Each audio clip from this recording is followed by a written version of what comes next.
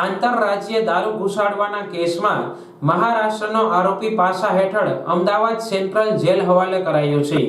Keshod police દ્વારા આંતરરાજ્યમાંથી ગુજરાત રાજ્યમાં દારૂ ઘુસાડવા સહિત ગેરકાયદેસર પ્રોહિબિશન પ્રવૃત્તિ સાથે સંકળાયેલા ઈસમો વિરુદ્ધ પાસા અને તડીપાર જેવી અટકાયતી પગલાં ભરવા દરખાસ્ત તૈયાર કરવામાં આવી હતી।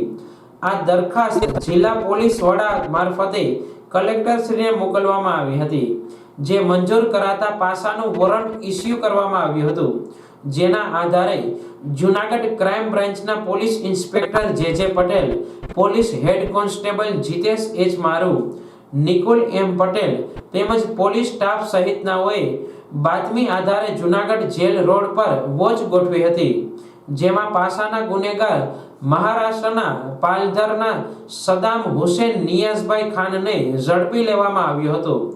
આ આરોપીનો કેશોદ પોલીસે કબજો મેળવી પાસા હેઠળની તમામ કાર્યવાહી પૂર્ણ કરી અમદાવાદ સેન્ટ્રલ જેલમાં મોકલવામાં આવ્યો હતો।